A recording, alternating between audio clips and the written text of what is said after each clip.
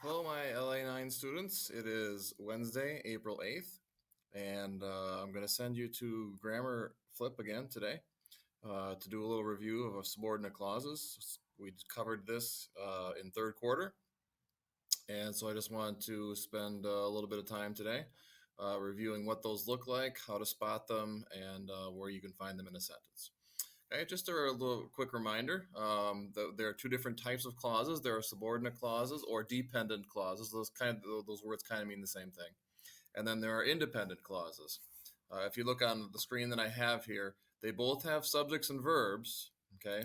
But the difference is that subordinate clauses will not be able to stand alone, and it's going to be because of that first word in the sentence.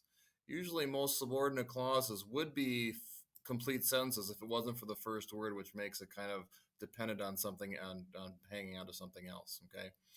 So again, an independent clause can stand all by itself, but the subordinate clause will have to be attached to a full sentence or have to be attached to an independent clause somewhere in there. Okay, so every time you see a sentence with a subordinate clause, there'll be two subjects and two verbs, one subject and verb in the dependent clause, and one subject and verb in the independent clause. All right, these are some of the most commonly seen subordinate conjunctions. Remember, a subordinate clause will always start with a subordinate conjunction. These are some of the more popular ones. All right, this is probably the most popular one is if. Whenever you see an if, that is always an indication that you're going to have a subordinate clause somewhere in there. I would argue that because is pretty popular. We use since quite a bit. I would say we use like when and whenever quite a bit as well. And some of you might use although when you start sentences too. But just remember, these are generally the words that most often you will find beginning subordinate clauses. There are about 30 more of them, but they're not used very often. This list that I found is a pretty good indication of which ones get used most often. Okay. Now remember, subordinate clauses can be in the beginning, middle, or end of a sentence. I'm going to show you a couple examples of each. First of all, to begin a sentence, okay, here's that word if again. If I don't get out of the house, I will go crazy. Okay, there's your subordinate clause.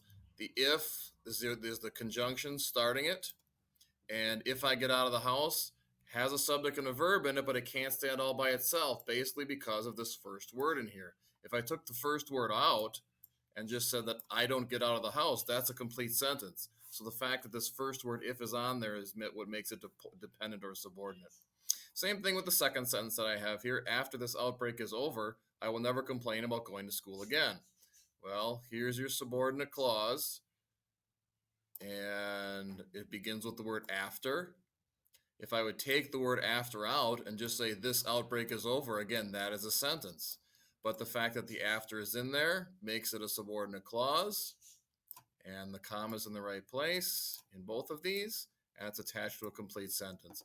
Remember, when you have a subordinate clause at the start of a sentence, you will always have a comma at the end of the clause. So that's a good way to not only identify it, but if you're using it in your own writing, make sure that you have one of these at the end of your subordinate clauses. Okay. Now, a couple times you will sometimes see it in the middle, and sometimes they will have commas and sometimes they won't. If I have a sentence, the book that I am reading is called Start by Believing. The word that is very commonly used to have a subordinate clause in the middle of a sentence. And in this case, that I am reading is your clause. Because if I took this out, I still have then the book is called Start by Believing. The subordinate clauses will always be extra. They will always be attached to a complete sentence, but they will kind of be like adding extra words to it. Okay, so in this case, the word that makes this clause the extra part and makes it dependent on everything else.